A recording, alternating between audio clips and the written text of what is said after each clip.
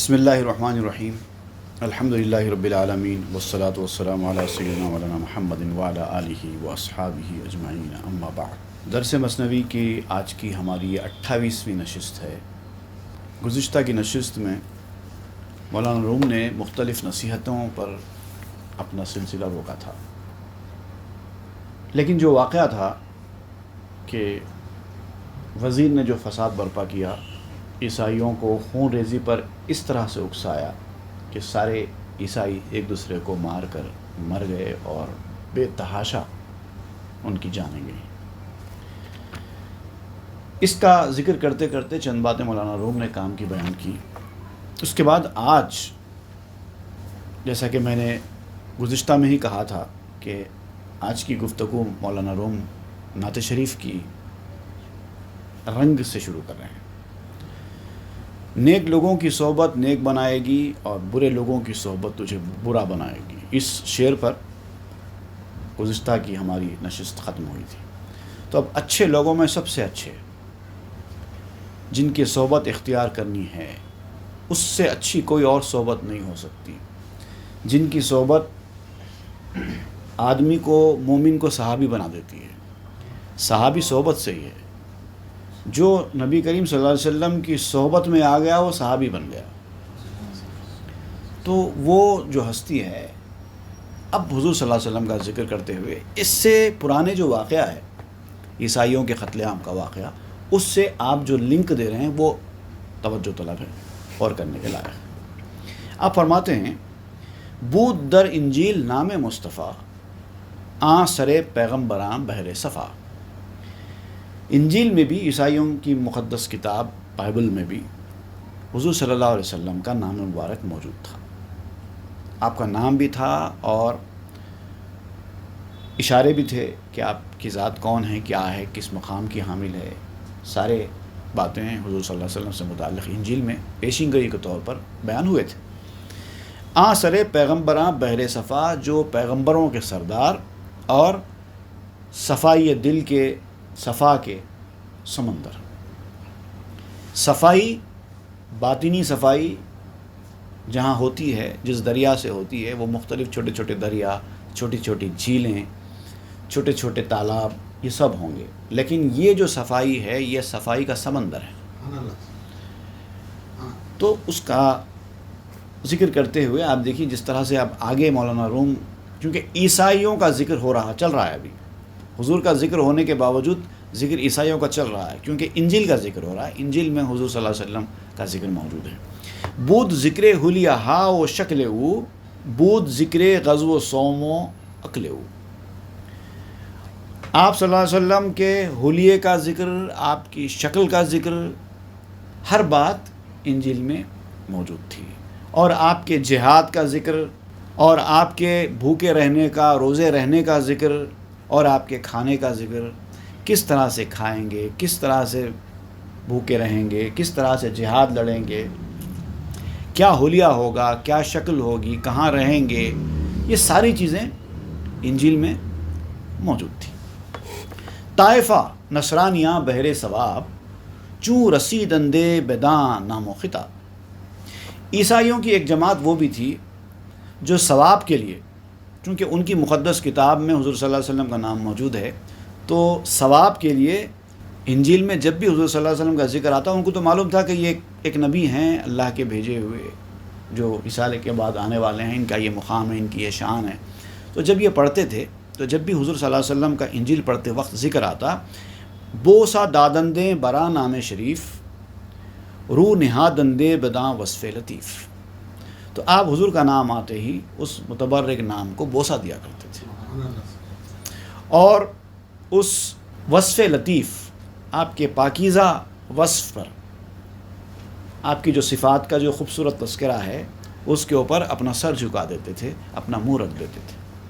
تو ایک جماعت تھی ایسی بھی، عیسائیوں میں ایک جماعت تھی جن کے دل میں حضور صلی اللہ علیہ وسلم کی عظمت بیٹھی ہوئی تھی۔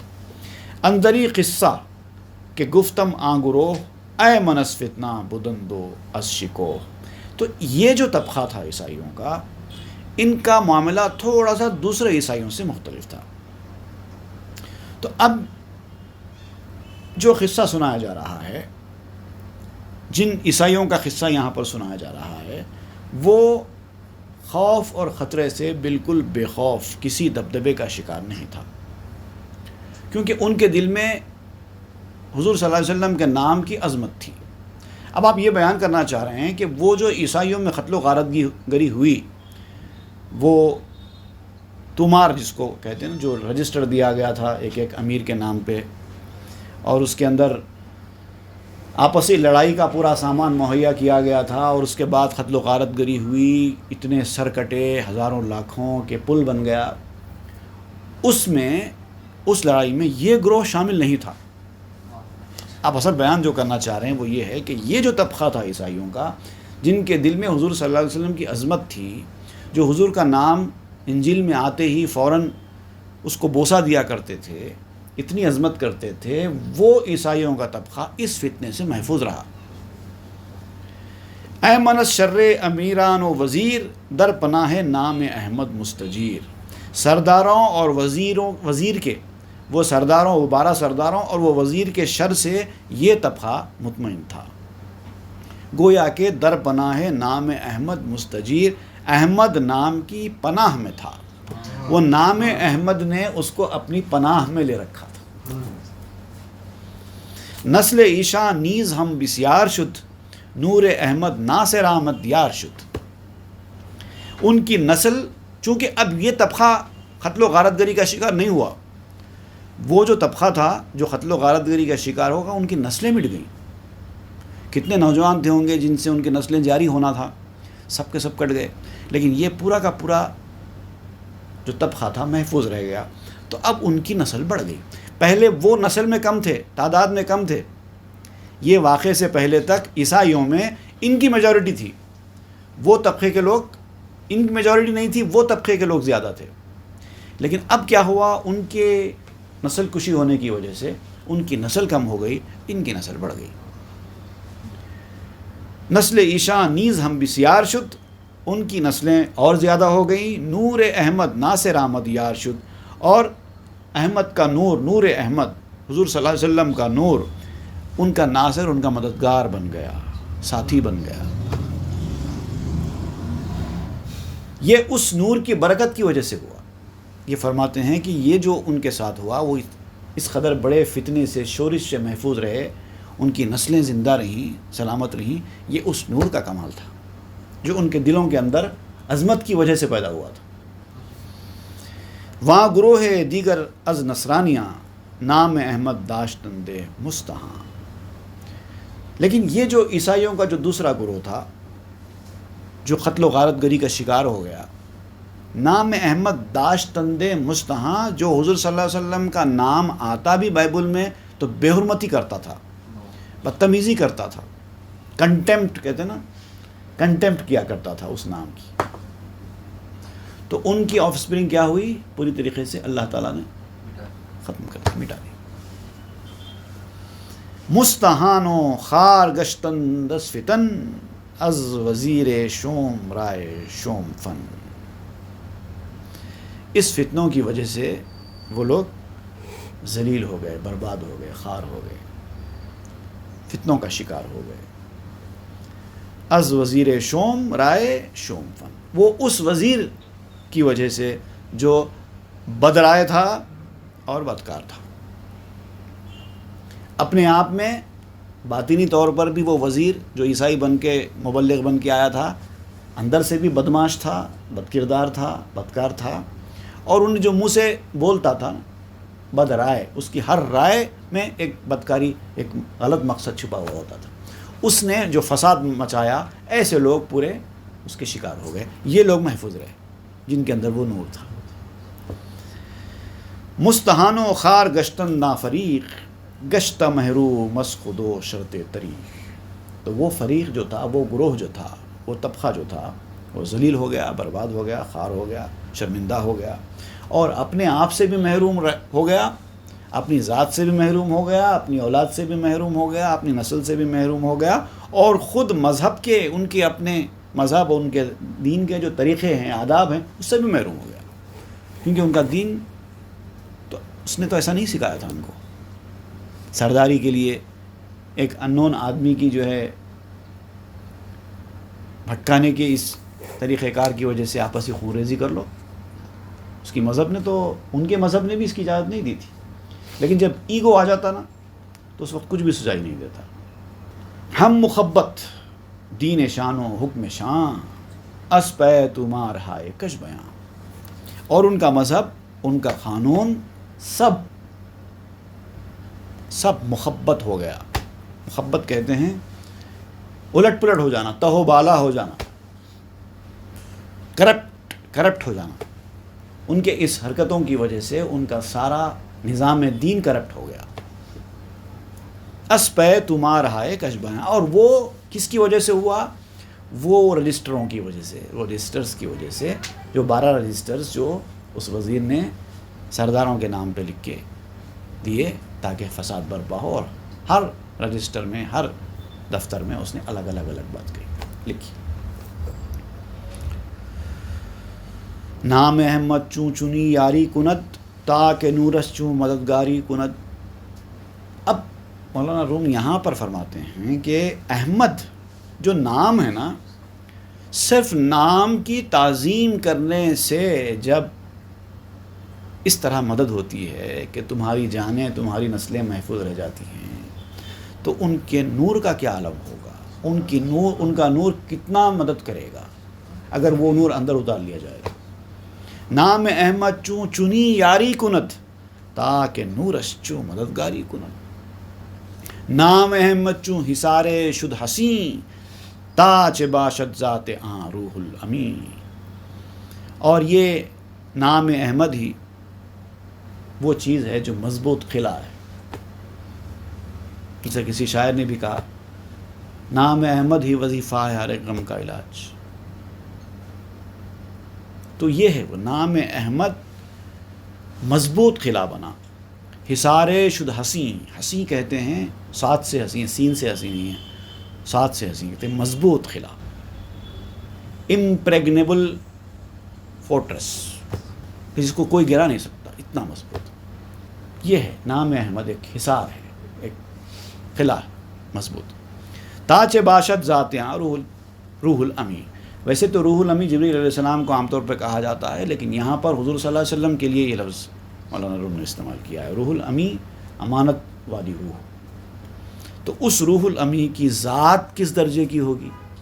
اب دیکھیے یہاں پر پہلے ان کے نام کا ذکر کیا تو ان کا نور کس درجے کا ہوگا فرمایا. اس کے بعد فرماتے ہیں کہ جب ان کا نام ہی جب مضبوط قلعہ ہے تو پھر ان کی ذات کس طرح غیر مضبوط ہو سکتی ہے، کس درجے کی مضبوط ذات ہوگی.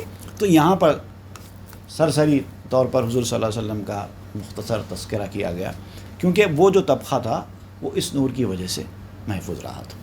اب یہ واقعہ بیان کرنے کے بعد اب یہاں پر مولانا روم ایک اور بات بیان کرتے ہیں. اب یہ تو ہو گیا، جو فساد مچ گیا، جس کو بچنا تھا وہ بچ گئے، جس کو مرنا تھا وہ مر گئے، اور جو مرے وہ اپنی غلطیوں کی وجہ سے مرے، جو بچے وہ اپنی پازیٹیو پوائنٹس کی وجہ سے بچے. لیکن یہ سلسلہ تو رکنے والا نہیں ہے. شرانگیزی، فساد، یہ ساری چیزیں جو ہے دنیا میں جو چل رہی ہیں، یہ پہلے سے ہیں، آج بھی ہیں، آگے بھی چلتی رہیں گی. اچھائیاں پہلے بھی تھیں، آج بھی ہیں، آگے بھی چلتی رہیں گی. یہ سلسلہ دشمنیوں کا اور اپنے آپ کو صحیح سمجھنا، دوسرے کو غلط سمجھنا، اس طرح سے جو انسانی مزاج ہے، یہ مزاج میں تھوڑا بہت فرق آئے گا، لیکن یہ رکنے والا نہیں ہے. اب کیا ہوا؟ بعد ازیں خوریز درما ناپذیر، کاں در افتاد از بلائے آں وزیر. اس ناقابل علاج خون ریزی کے بعد، ناقابل علاج خون ریزی کہا گیا اس کو، خون ریز، بعد ازیں خون ریز درما ناپذیر. درما کسی درد کو ختم کرنے کا نام ہے، کسی بیماری کو ختم کرنے کا نام ہے. تو درما ناپذیر خون ریزی جو ہوئی وزیر کی مکاری کی وجہ سے، جو irremediable بلڈ شک، یہ اصل اس کا جو نقطہ ہے وہ آپ کو بتا دوں. تو اس کے بعد کیا ہوا؟ کاں در افتاد از بلائے آں وزیر، جو اس وزیر کی مصیبت کی وجہ سے واقع ہوئی تھی. وزیر نے جو مصیبت پیدا کی اس کی وجہ سے جو ناقابل علاج خونریزی ہوئی تھی. اس کے بعد کیا ہوا؟ یک شہ دیگر ز نسل آجہود در ہلاک قوم ایسارو نمود. اب اس یہودی کی نسل سے ایک اور بادشاہ پیدا ہوا. اب اس کے بھی ذہن میں وہی آیا کہ اس عیسائی قوم کو ہلاک کر دینا چاہیے، جتنی بچی ہے اس کو بھی ہلاک کر دو. در ہلاک قوم عیسیٰ نمود، حضرت عیسیٰ کی قوم کی ہلاکت کی طرف بھی وہ متوجہ ہوا. اب وہ پلاننگ شروع کر رہا ہے. گر خبر خواہی ازیں دیگر خروج سورہ برخاں و سما ذات البروج. اگر تو اس بغاوت کے بارے میں، اس کی فساد کے بارے میں اگر تو جاننا چاہتا ہے تفصیل سے، تو قرآن مجید میں سورہ بروج جو والسماء ذات البروج کے الفاظ سے شروع ہوتی ہے وہ پڑھو، تم کو سمجھ میں آئے اس یہودی بادشاہ نے کیا کیا. تو تھوڑا سا میں چاہتا ہوں کہ ہم چونکہ تذکرہ نکلا ہے تو مختصر سا ہم وہ کیا ہے، وہ سورہ بروج میں وہ کیا بات بیان کی جا رہی ہے جس کی طرف مولانا روم اشارہ کر رہے ہیں. قرآن مجید کی سورہ بروج میں جو آیت ہے ان کا ذکر ہے اصحاب الاخدود کا تذکرہ. اصحاب الاخدود ان کا تذکرہ آیا ہے. قتل اصحاب الاخدود النار ذات الوقود اذ هم علیہا قعود وهم علی ما یفعلون بالمؤمنین شہود. اس طرح سے ان کا تذکرہ قرآن مجید میں آیا ہے. کیا مطلب اس کا؟ خندقوں والے ہلاک ہو گئے، جو آگ کی تھی جن میں ایندھن تھا، انہوں نے آگ جلائی تھی جب وہ خندقوں میں بیٹھے ہوئے تھے، اور جو بدسلوکی کر رہے تھے ایمان والوں کے ساتھ اس کو اپنی آنکھوں سے دیکھا کرتے تھے، بدماشیاں کر رہے تھے، مومنین کو جلا رہے تھے، لیکن اللہ نے ان کا انجام بہت برا کیا، آخر میں وہ ہلاک ہو گئے. قرآن مجید میں اختصار کے ساتھ اشارتاً ان کا تذکرہ ہوا ہے. اب اس کی تفسیر ہم کو جانا ہے تو تفسیر کی کتابوں میں ہم کو دیکھنا پڑتا ہے. تو تفسیر کی کتابوں میں ایک واقعہ لکھا ہے جو اس واقعے کا پس منظر ہے. جو بادشاہ نے کیا کیا، جو اس کا ذکر مولانا روم کر رہے ہیں، وہ بادشاہ نے کیا کیا. تو اب دیکھیے آپ، ایک لڑکا بتایا جاتا ہے کہ جو اس کو جادو سیکھنے کا بہت شوق تھا، تو وہ ایک جادوگر کے پاس جادو سیکھنے کے لیے جایا کرتا تھا. راستے میں ایک عیسائی راہب جانتے ہیں آپ کو؟ عیسائی راہب ایسا پریسٹ ہوتا ہے جو لوگوں کو ہدایت و تبلیغ پہ معمور نہیں ہوتا. عیسائیوں کے جو بڑے لوگ ہوتے ہیں نا، وہ دو قسم کے ہوتے ہیں. ایک تو وہ ہے جو لوگوں کو رہنمائی، ہدایت، تبلیغ کا کام کرتے ہیں، لوگوں کے بیچ رہتے ہیں، لوگوں کو اچھائی برائی بتاتے ہیں، دین سمجھاتے ہیں. دوسرا وہ ہوتا ہے جو لوگوں میں رہتا ہی نہیں، وہ کسی جنگل میں جا کے عبادت میں رہتا ہے، اپنی ایک زندگی الگ، درویشانہ زندگی جس کو کہتے ہیں، دنیا چھوڑ ہی دیتے ہیں مکمل طور پر. راہب ان کو کہتے ہیں، رہبانیت، دنیا چھوڑ دینا. وہ شادی بھی نہیں کرتے اور ان کی کسی سے کوئی جان پہچان نہیں ہوتی، بالکل ترک دنیا. تو اسلام میں اس طرح سے ترک دنیا کی اجازت نہیں ہے. یہ عیسائیوں میں ہے صرف، اسلام میں اس کی لا رہبانیت فی الاسلام. تو اسلام میں کوئی راہب نہیں ہوتا. لیکن چونکہ یہ بچہ بھی عیسائی تھا اور زمانہ بھی عیسیٰ علیہ السلام کی قوم کا تھا، تو وہ رہبانیت چلا کرتی تھی. تو ایک مگر نیک بندہ تھا، اور راہب جو تھا وہ سچا عیسائی تھا. وہ اتفاق سے راستہ چلتے ہوئے اس لڑکے کی اس راہب سے ملاقات ہو گئی. تو لڑکا وہ راہب سے متاثر ہو گیا، اس کی اچھی باتیں، وہ بھی اس کے ساتھ اچھے سلوک کرنے لگا.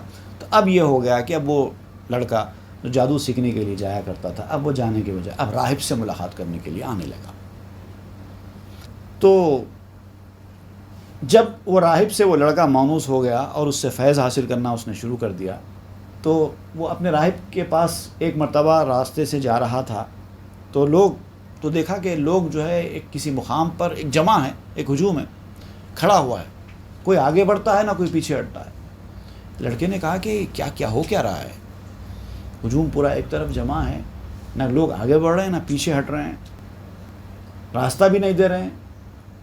کسی سے اس نے کہا کہ بھائی ذرا ہٹو، ادھر آگے بڑھو، راستہ دو. کہ نہیں جا سکتے آگے. تو اس نے پوچھا کہ ہوا کیا ہے، بتائیے مجھے. تو بولے آگے جو ہے ایک خونخوار شیر ٹھہرا ہوا ہے جس نے راستہ سب کا روک لیا ہے. جب تک وہ شیر یہاں سے جائے گا نہیں، ہم آگے نہیں بڑھ سکتے. تو یہ لڑکا آگے بڑھا اور اللہ کا نام لے کے اس نے ایک پتھر اٹھایا اور شیر کے پیشانی پہ مار دیا. تو پتھر اتنی شدت کے ساتھ وہ شیر کے اوپر لگا کہ شیر وہیں ڈھیر ہو گیا.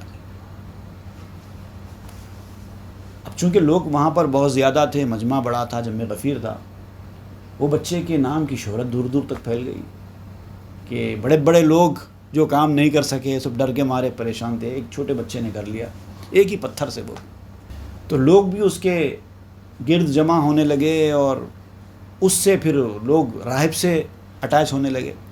جب کوئی آپ سے متاثر ہوتا ہے، آپ سے قریب ہوتا ہے، آپ سے متاثر ہوتا ہے، تو اس کو پتہ چلتا ہے کہ آپ کہاں جاتے ہیں، آپ کہاں سے کچھ حاصل کر رہے ہیں، تو پھر وہ بھی وہاں آتا ہے.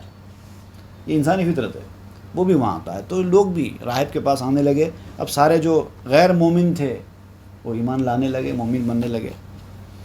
تو وہ بادشاہ جو تھا وہ اس قدر سرکش بادشاہ تھا، بتایا جاتا ہے کہ وہ اپنے آپ میں خدا ہونے کا دعویٰ بھی اس نے کر رکھا تھا.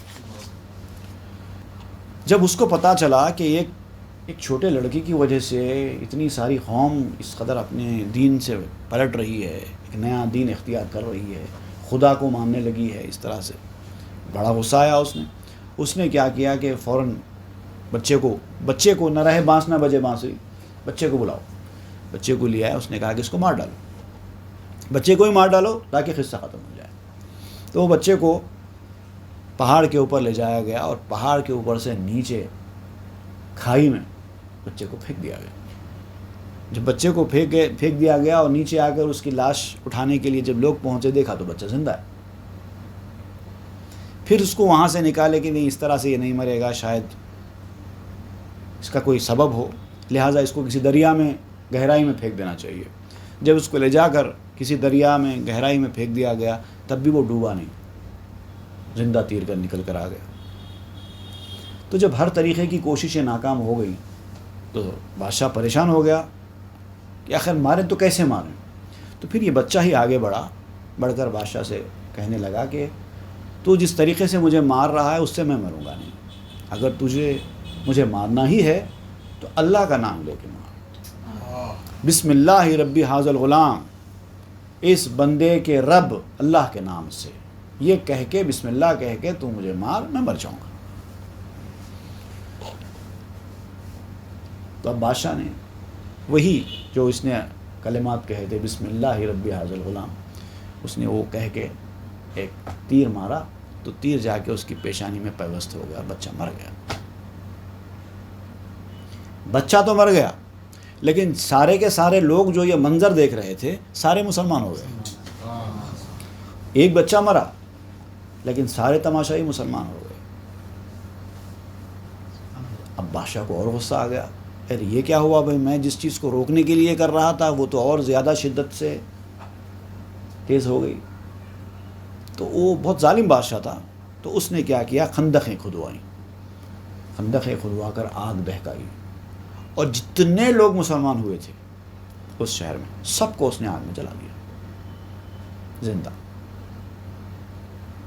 یہ ہے خندق والے کا واقعہ جس کا اختصاراً اشارتاً قرآن مجید میں ذکر کیا گیا ہے. والسماء ذات البروج قتل اصحاب الاخدود. یہ وہاں تو آپ مولانا روم فرماتے ہیں، یہ تو اس سے پتہ چلتا ہے کہ یہ اصحاب اخدود کا واقعہ جو مولانا روم اشارہ دے رہے ہیں یہ اس کے بعد والا ہے. یہ جو پہلے والا واقعہ وزیر کا سنایا گیا تھا وہ اس سے پہلے والا تھا. اور یہ بتایا جاتا ہے کہ یہ جو اسی کی نسل کا بادشاہ تھا، وہ یہودی کی نسل کا. سنت بدکس شہ اول بزاد، این شہ دیگر قدم بروائے نہاد.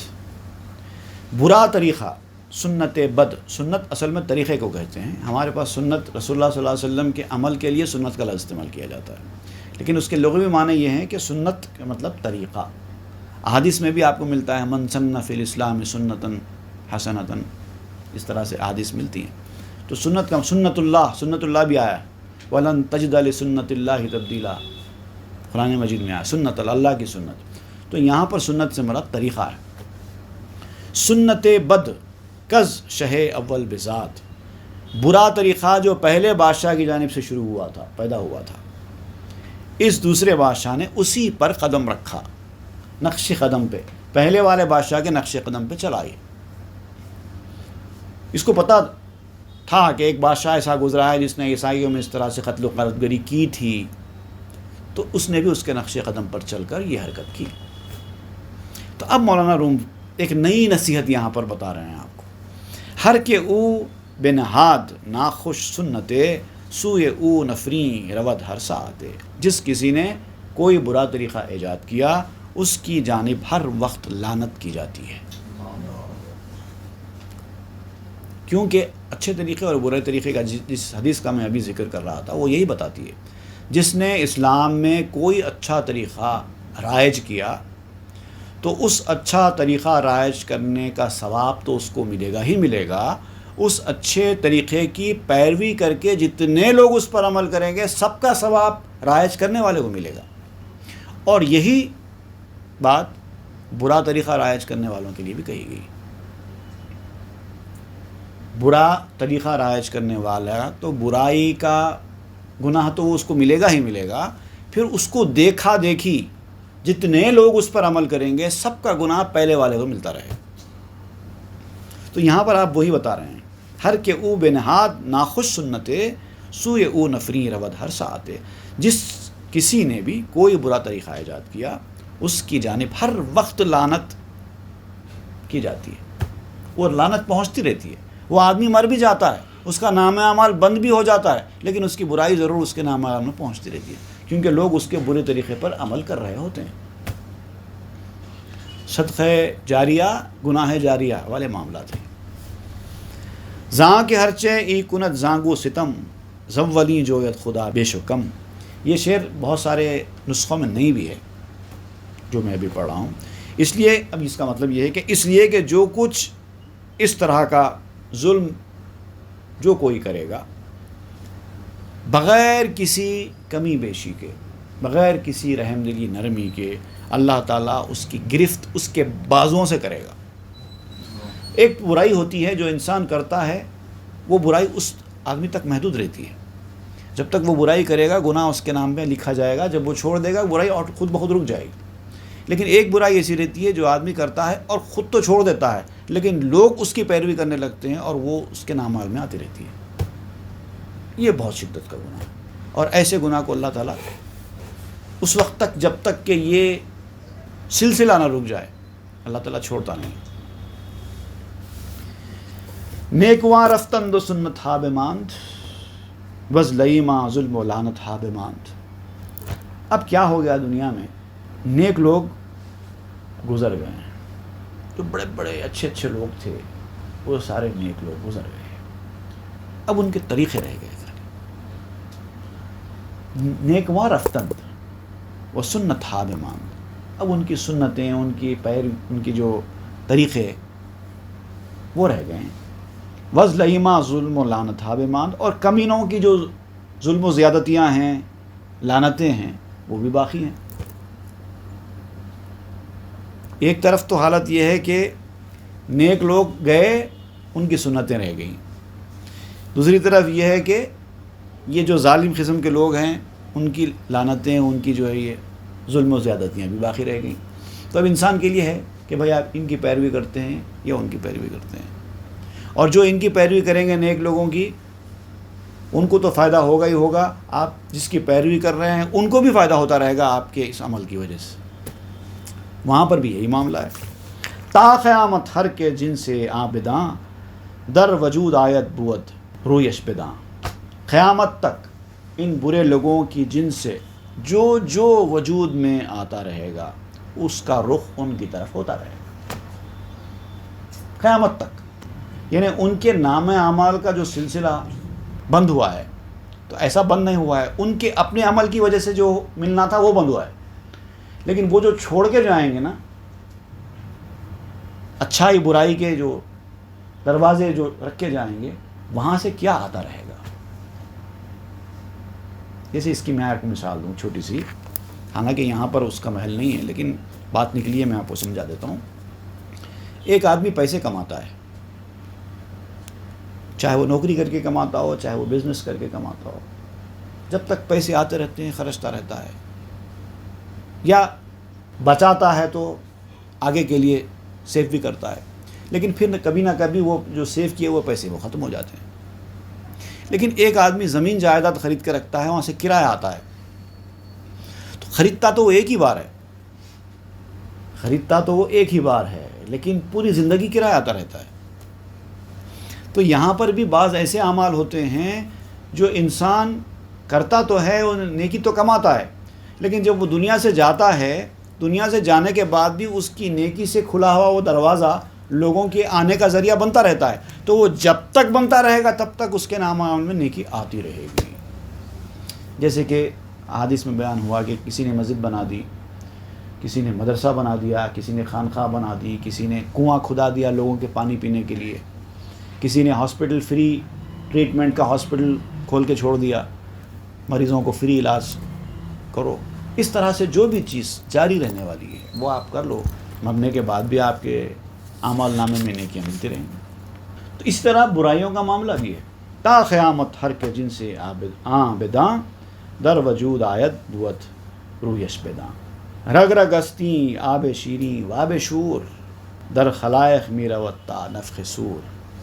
یہ میٹھا پانی، کھارا پانی سب رگ رگ میں ہے، چاہے وہ نیکی کا کام ہو، اچھائی ہو، چاہے وہ برائی کا کام ہو، لوگوں میں سور پھونکے جانے تک جاری رہنے والے ہیں اگر وہ رگ رگ میں ہیں تو۔ چاہے آپ نیکیاں کرو چاہے برائیاں کرو، اگر آپ کے ساتھ ختم ہو گئے تو نیکیاں بھی ختم، برائیاں بھی ختم۔ لیکن اگر جاری رہنے والی چیزیں ہوں، اعمال ہوں، تو پھر نیکیوں اور برائیوں کا معاملہ ویسے رہے گا، جیسے نیکیاں جاری رہیں گی ویسے برائیاں بھی قیامت تک جاری رہیں گی۔ در خلائق میرا تا نفخ سور، سور پھونکے جانے تک لوگوں میں وہ سلسلہ چلتا رہے۔ نیکوارا ہست میرا سس خوشاب، آنچ میرا سست اور اسنل کتاب۔ نیک لوگوں کا ورثہ، ان کا ترکہ، ان کا انہیرنس کیا ہے؟ نیکی ہے، میٹھا پانی، اس کو تشبیہ دے رہے ہیں میٹھا پانی سے۔ نیک لوگوں کا ورثہ میٹھا پانی ہے، خوشاب میٹھا پانی ہے۔ آنچ میراث، اور ان کی میراث کیا ہے، ان کا ترکہ کیا ہے؟ وہی ہے جس کا قرآن مجید میں اورثنا الکتاب کے ذریعے ذکر ہوا ہے۔ نیکوارا ہست میراث خوشاب، آنچ میراث اورثنا الکتاب۔ اب یہ اورثنا الکتاب کیا ہے؟ قرآن مجید سورہ فاطر میں آیت نمبر 32 اس طرف اشارہ ہے۔ ثم اورثنا الکتاب الذین اصطفینا من عبادنا فمنہم ظالم لنفسہ ومنہم مقتصد ومنہم سابق بالخیرات باذن اللہ ذلک هو الفضل الکبیر۔ پھر ہم نے کتاب کا ورثہ عطا کیا، وارثین پیدا کیے کتاب کے، یعنی قرآن مجید کے وارثین پیدا کیے جو کتاب کو ورثے کے طور پر لیتے ہیں۔ الذین اصطفینا من عبادنا، لیکن صرف ان کو جو ہمارے بندوں میں سے ہم نے جن کو چن لیا، صرف ان کو۔ یہ کتاب کا، قرآن کا جو ورثہ دیا گیا ہے، علم قرآن کا جو ورثہ دیا گیا ہے، ہم نے دیا ہے، وہ سب کو نہیں دیا، اپنے بندوں میں سے جن کو ہم نے چنا انہیں کو دیا۔ فمنہم ظالم لنفسہ، ان میں سے ایسے بھی لوگ ہیں جنہوں نے غلط کام کیے، گناہ کیے، ایسے بھی ہیں جن سے گناہ ہوئے۔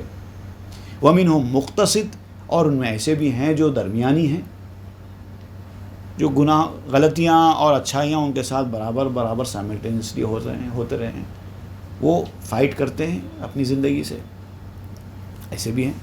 ومنہم سابق بالخیرات، اور ان میں ایسے بھی ہیں جو نیکیوں میں سبقت لے جاتے ہیں، گناہوں کا تو کوئی تصور ہی نہیں ہے، بلکہ وہ تو اور نیکیوں کے اکٹھا کرنے میں لگے ہوئے ہیں، ان کو کافی نہیں ہے جتنے ملتے جا رہے ہیں، وہ کہتے ہیں کہ اور چاہیے اور چاہیے اور چاہیے، باذن اللہ، اللہ کے حکم سے۔ ذالک هو الفضل الکبیر، اور یہ تو اللہ تعالیٰ کا بڑا فضل ہے۔ تو اورثنا الکتاب، ہم نے کتاب کا وارث جو بنایا، جو ذکر ہو رہا ہے قرآن مجید میں، اس کا ذکر کر رہے ہیں۔ نیک لوگوں کا ورثہ وہ میٹھا پانی ہے جو قرآنی علم ہے، جس کا ذکر اوریجنل کتاب میں کیا گیا ہے۔ شد نیاز طالباں اربنگری شعلہا از گوہر پیغمبری۔ اگر تم غور کرو، اربنگری، اگر تم غور کرو تو شد نیاز طالباں، طالب علم، وہ علم حاصل کرنے والوں کی جو ان کے سامنے نیاز مندی ہے، جس نیاز مندی کے ساتھ وہ اپنے اس استاد کے سامنے بیٹھتے ہیں، ان سے علم حاصل کرتے ہیں، اگر تو اس پر غور کرے، شعلہا از گوہر پیغمبری، یہ پیغمبری جوہر کے شعلے ہیں۔ ایک جوہر ہوتا ہے نا، ایک جوہر ہوتا ہے، ایک اس کا شعلہ ہوتا ہے۔ تو جوہر جہاں ہوتا ہے شعلہ بھی اس کا وہیں ہوتا ہے۔ تو وہ جو عالم ہے اللہ کے کتاب کے علم کا رکھنے والا، اس کے کچھ طالب ہوتے ہیں، اس کو حاصل کرنے والے ہوتے ہیں۔ تو ویسے جہاں دیکھو the rays are circling with the substances، وہ معاملہ ہے، rays are circling with the substances، the rays ultimately go in the direction where the substance is۔ یہ اصل شد نیاز طالباں اربنگری شعلہا از گوہر پیغمبری، شعلہا با گوہراں گرداں بود، شعلہ آ جانب رود ہم کہاں بود۔ شعلے جوہر کے ساتھ ہی گردش کرتے رہتے ہیں، جہاں جوہر وہاں شعلے، جہاں جوہر وہاں شعلے۔ شعلہ آ جانب رود ہم کان بود، اور انوار جو ہوتے ہیں نا اسی جانب ہوتے ہیں جہاں وہ ہوتے ہیں۔ جوہر جہاں ہوتا ہے وہیں شعلے ہوتے ہیں، اور جہاں شعلے ہوتے ہیں وہیں نور ہوتا ہے۔ سورج ہے، ایک سبسٹنس ہے، اس کے ریز ہے، اسی کو تو روشنی کہتے ہیں۔ تو وہ شعلے نکلتے ہیں اور پھر شعلے ہی اپنے سے روشنی پھیلاتے ہیں۔ دیکھیے سورج کی روشنی، آپ دن میں یہاں پر، اب تو خیر یہ رات کا وقت ہے، یہاں پر سورج نہیں ہے، کچھ نہیں ہے۔ دن کے وقت میں آپ دیکھیں گے سورج جب اپنی آب و تاب پہ ہوتا ہے تو سورج کی روشنی، اب یہاں سورج کی روشنی تو نہیں پڑتی، یہ تو بند علاقہ ہے، سورج کی روشنی تو نہیں پڑتی، لیکن آپ دیکھیں گے سورج کی روشنی نہ پڑنے کے باوجود یہاں پر اجالا ہوتا ہے، کیونکہ جو کھڑکی ہے وہ کھڑکی میں سے اس کی روشنی پھیل کر اندر آ جاتی ہے۔ حالانکہ سورج کی روشنی دھوپ نہیں آ رہی ہے لیکن روشنی برابر آتی ہے۔ تو سورج دھوپ تو دے ہی رہا ہے، ساتھ میں دھوپ روشنی بھی دے رہی ہے جو اندر تک پہنچ رہی ہے۔ دھوپ نہ پہنچنے کے باوجود روشنی اندر تک پہنچ رہی ہے۔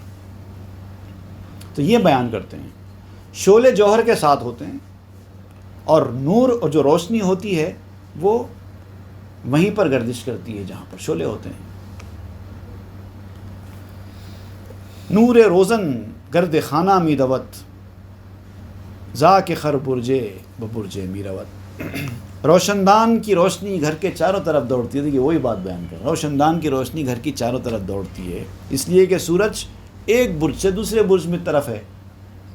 اگر سورج کی روشنی اگر کسی کھڑکی یا روشندان سے اندر آ رہی ہے تو آپ دیکھیں گے کبھی سورج کی روشنی دیوار پہ نظر آتی ہے، کبھی یہ دیوار پہ نظر آتی ہے، کبھی ایک موسم میں جائیے آپ کو یہ دیوار پہ نظر آئے گی، پھر کبھی زمین پہ نظر آئے گی، پھر آپ اس پہ پاؤں رکھ کر کھڑے رہیں گے تو آپ کے پاؤں پر پڑے گی، تھوڑی دیر میں آپ دیکھیں گے آپ کا پاؤں چھوڑ کر روشنی کہیں اور آگے نکل گئی ہے۔ ارے ابھی تو میرے پاؤں کے اوپر یہ دھوپ پڑ رہی تھی، ابھی تھوڑی دیر میں میرے پاؤں کے اوپر دھوپ نہیں ہے، وہ تو آگے نکل گئی ہے۔ تو یہ بتا رہے ہیں سورج ایک برج سے دوسرے برج میں جاتا ہے۔ ہر کرا باختر پیوستگیست، مرورا باختر خود ہم تگیست۔ اور جس کسی ستارے سے وابستگی ہے اس کی دوڑ بھی اسی ستارے کے ساتھ ہے۔ جو آدمی جس اسٹار کے ساتھ اپنا اٹیچمنٹ رکھتا ہے وہ اسی کے ساتھ اپنی دوڑ بھی لگاتا ہے۔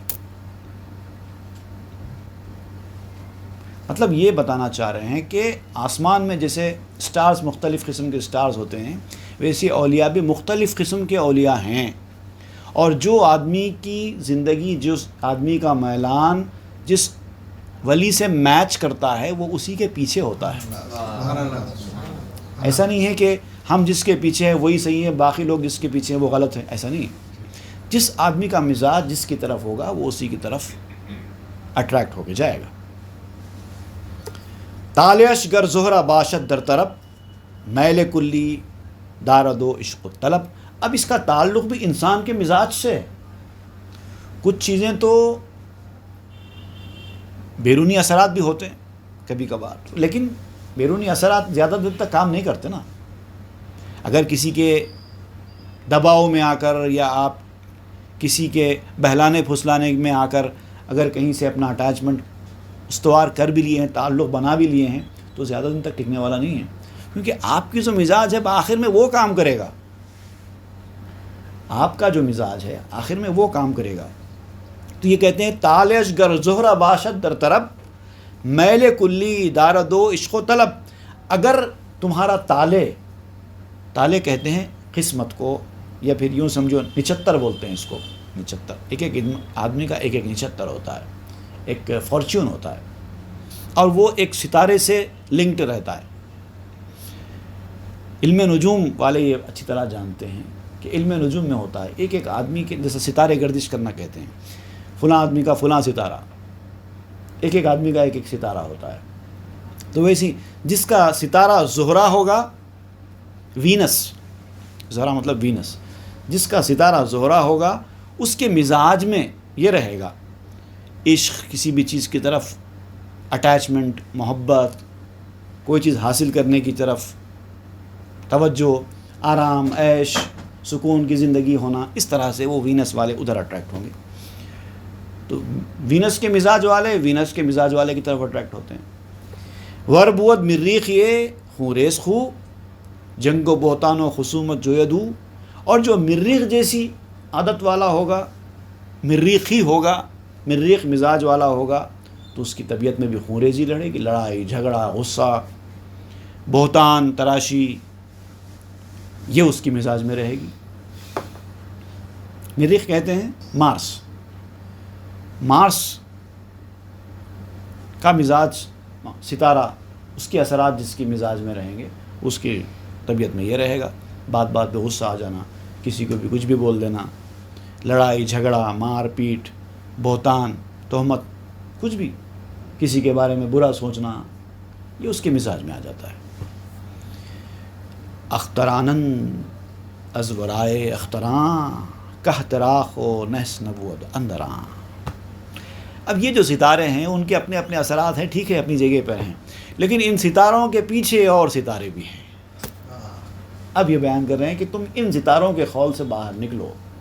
ان ستاروں کے پیچھے اور ستارے بھی ہیں، اور ان ستاروں کے اندر جلانے کا جو مادہ ہے، میلان ہے، کسی کو نقصان پہنچانے کا وہ نہیں ہے.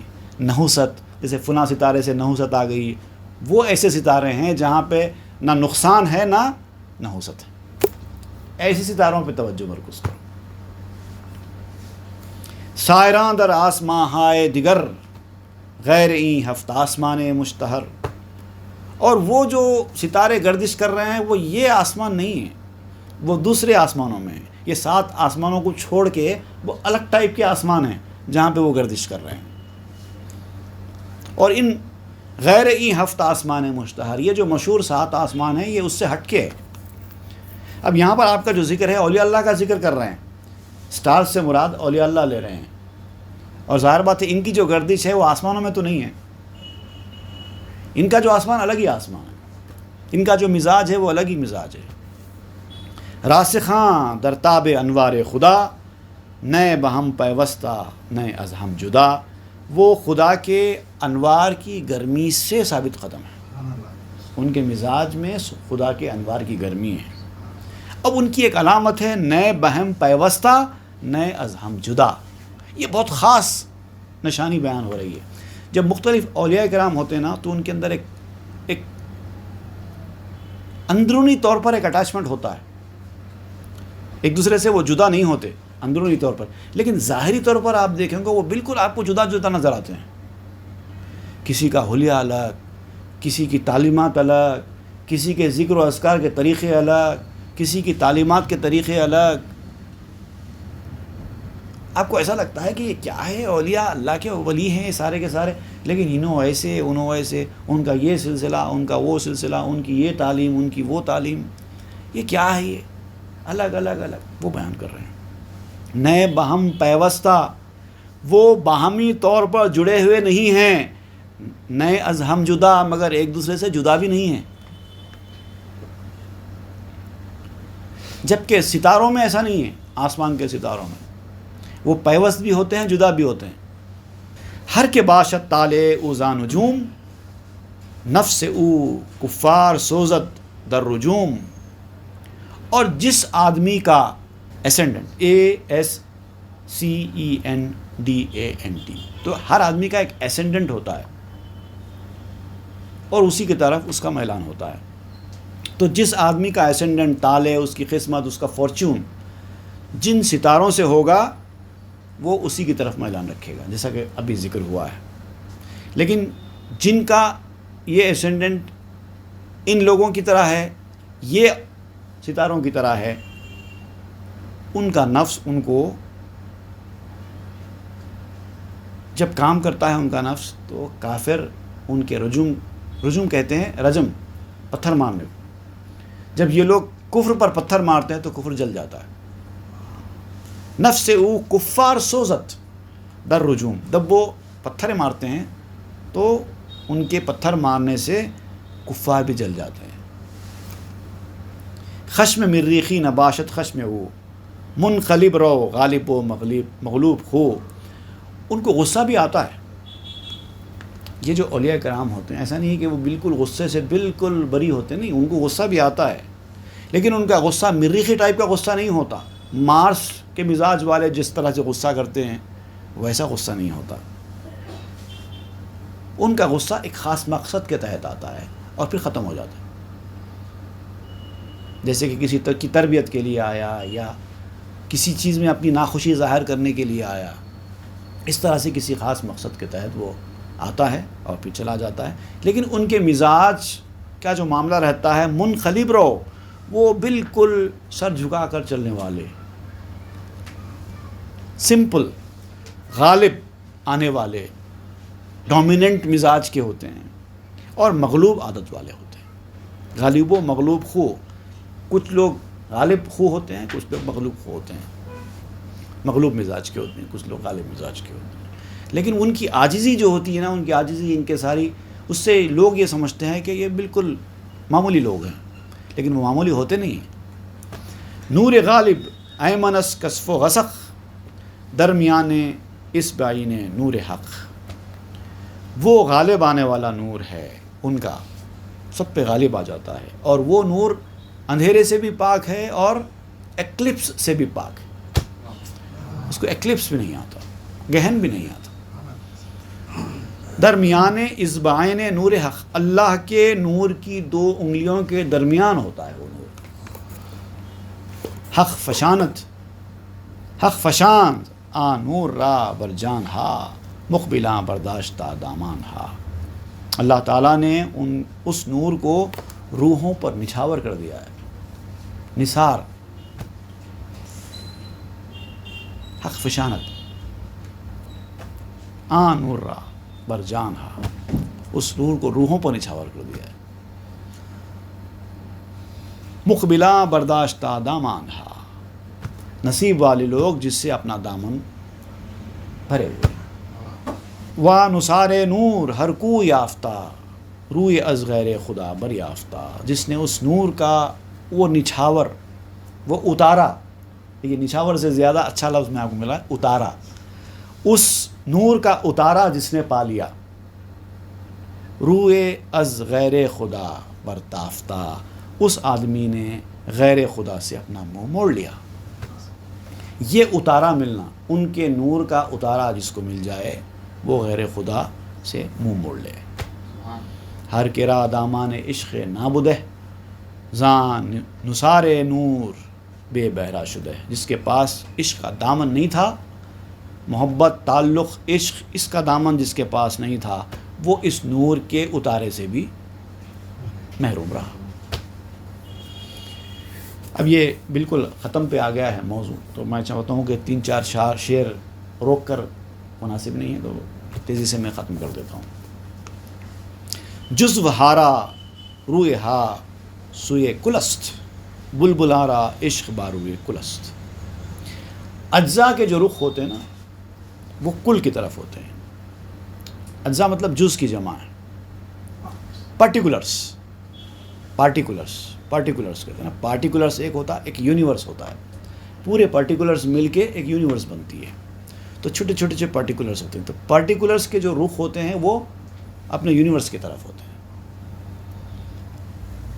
یہ پارٹیکولر ہے اور وہ یونیورس ہے.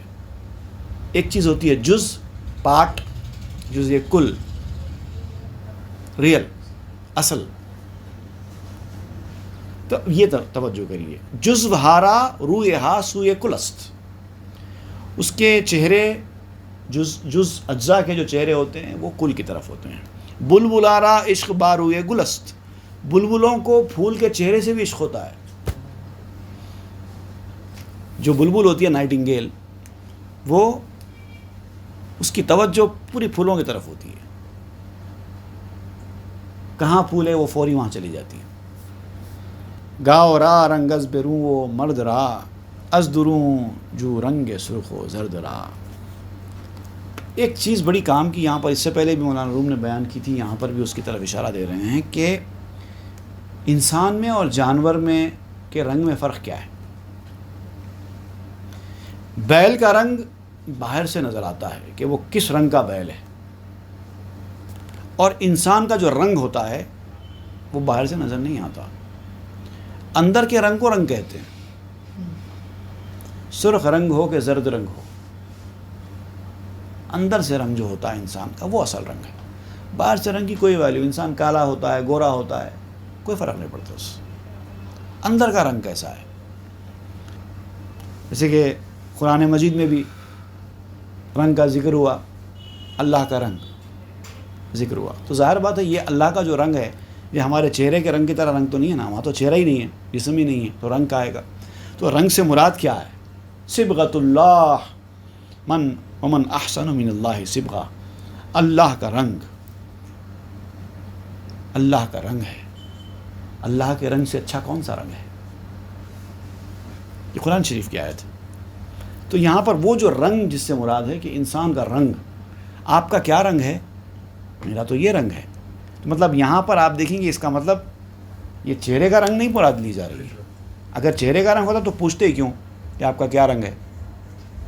تو یہاں پر وہ بیان کر رہے ہیں. تو گائے بیل کا رنگ تو چہرے کا رنگ ہے, اس کے اندر کا کوئی رنگ نہیں ہے. لیکن انسان کا جو رنگ ہے وہ اس کے اندر کا رنگ ہے. رنگ ہائے نیک از خم صفات, رنگ زشتاں از سیاہ آب جفاست.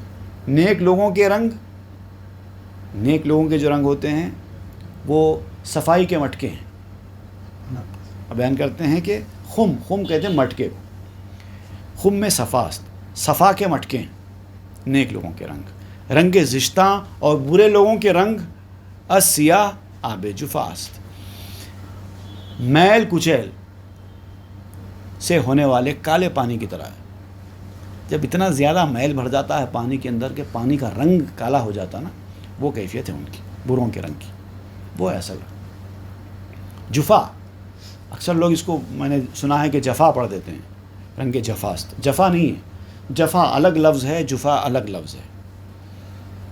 جفا کہتے ہیں ظلم و زیادتی کو, جفا ظلم و زیادتی کو نہیں کہتے بلکہ میل کچیل کو کہتے ہیں. میل کو کہتے ہیں جفا. ایک شعر میرا بھی جفا اور جفا کا ہے. مجھے کار آمد ہے تیری جفا بھی, کرے دور دل سے کپٹ بھی جفا بھی. تیری جفا بھی میرے لیے فائدے کی چیز ہے جو میرے دل سے جفا کو دور کر دیتی ہے, میل کو دور کر دیتی ہے. تو ایک جفا ہے, ایک جفا ہے. صبغۃ اللہ نام آ رنگ لطیف, لعنت اللہ بوئے ای رنگ کثیف. اس اچھے رنگ کا نام ہی صبغۃ اللہ ہے, اللہ کا رنگ ہے. بیپٹزم, رنگ, اللہ کا رنگ کیا ہے؟ وہی ہے جس کا ذکر ہو رہا ہے, رنگ لطیف, پاک رنگ. اللہ کا رنگ اسی رنگ کو کہتے ہیں جو پاک رنگ ہے, اس کا نام صبغۃ اللہ ہے. اور جو گندے رنگ کی بدبو ہے وہ کیا ہے؟ لعنت اللہ ہے. ایک لعنت اللہ ہے، ایک صبغۃ اللہ ہے۔ آنچ از دریا بدریا میروت از ہما جا قائداں جا میروت، جو پانی دریا سے آتا ہے دریا میں ہی جاتا ہے، جس جگہ سے آتا ہے اسی جگہ جاتا ہے۔ تو مطلب یہ کہ انسان کی اپنی فطرتیں، ان کے اپنے مزاج بھی اپنا کام کرتے ہیں دنیا میں۔ ایسا نہیں کہ ہر چیز کو صرف صحبت سے ہی انسان کو سب کچھ مل جائے۔ جیسے اس سے پہلے صحبت کا ذکر ہوا تھا کہ اچھی صحبت انسان کو اچھا بناتی ہے، بری صحبت برا بناتی ہے۔ یہاں پر اس کی وضاحت کرتے ہوئے کہہ رہے ہیں کہ اچھی صحبت اچھا بناتی ہے، بری صحبت برا بناتی ہے، یقیناً ایسا ہے، لیکن فطرتیں بھی اپنا ایک رول رکھتی ہیں۔ اگر فطرت ہی ہے خبیث تو امید خیر کیا، ہوتے ہیں پاک کیا کسی مرد نجس کے پاؤں۔ فطرت ہی خبیث ہے تو کیا کریں گے؟ تو ویسی جو آدمی کی فطرت جہاں سے بنائی گئی ہے، جو پانی دریا سے آتا ہے، جس دریا سے آتا ہے دریا میں ہی جاتا ہے، جو جس جگہ سے آتا ہے وہیں جاتا ہے۔ اسرے کوہ سیل ہائے تیز رو، وسطن ماں جان عشق آمیز رو، پہاڑ کی چوٹی سے تیز ترین سیلاب بہہ کے نیچے آتا ہے۔ کبھی آپ نے وہ منظر نہیں دیکھا ہوگا کہ جب پانی کی ایک بہت سیل رواں پہاڑوں کی چوٹیوں سے بہہ کے ندی کی شکل میں نشیبی علاقوں میں آتی ہیں اونچائیوں سے، وہ منظر کبھی دیکھیے، کس شدت کے ساتھ پانی بہتے ہوئے پہاڑوں کے بیچ میں سے نیچے کی طرف بہہ کے آتا ہے۔ بڑا خوبصورت منظر ہوتا ہے، اور جس انداز کے وہ پہاڑ کٹے ہوئے ہوں گے وہ انداز سے وہ پانی بہتے ہوئے نیچے آئے گا۔